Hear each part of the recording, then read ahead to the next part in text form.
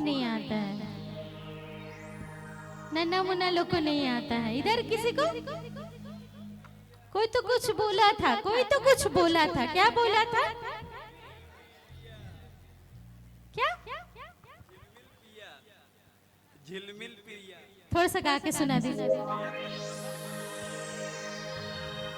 इधर मेरी महिलाओं, बहनों, माताओं, मामियों, चाचियों, किसी को याद है ये गाना?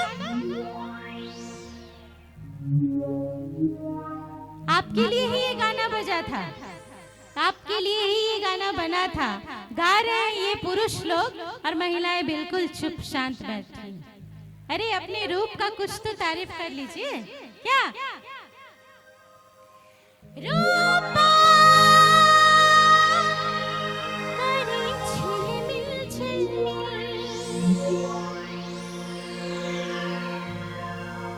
आए जा पिया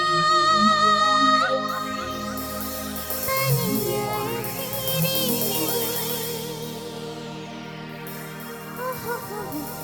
पास तनिया जा पिया छती लगाए नेबू, पास तनिया जा पिया दिल में बसाए नेबूरी। इस गांव में मैं बहुत लोगों की दादी हूँ, नानी हूँ, चाची हूँ, मामी हूँ, फिर भी जवान हूँ, इसलिए ये सब गाना गा रहे हैं। किसके लिए?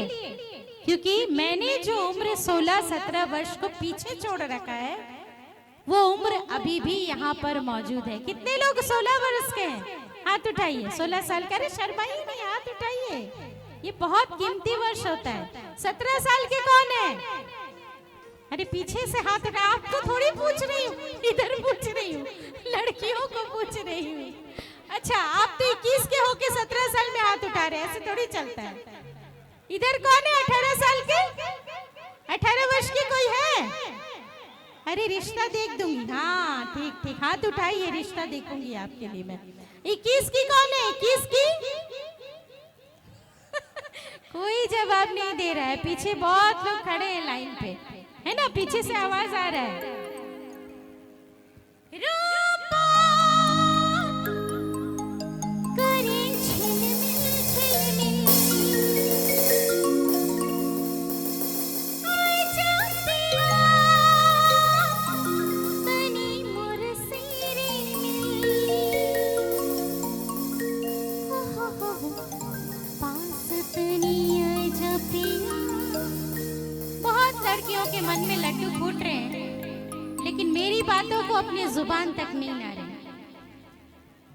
पास तनी आए जा पिया छती लगाए नेबू, पास तनी आए जा पिया दिल में बसाए नेबूरी। अनुराग इधर आइए।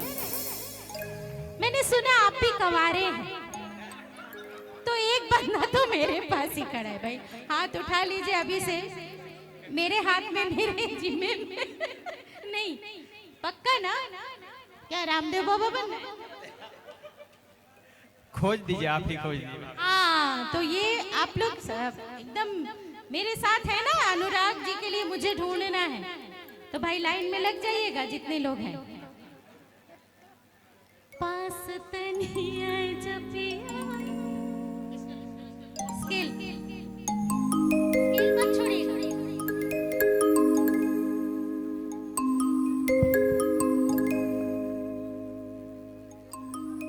पास तनिया जपिया छती लगाए नेबू, पास तनिया जपिया दिल में बसाए नेबूरी।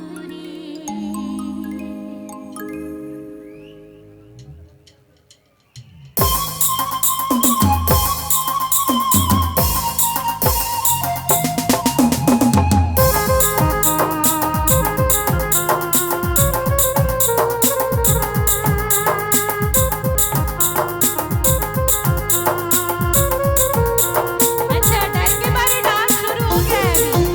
इससे पहले कि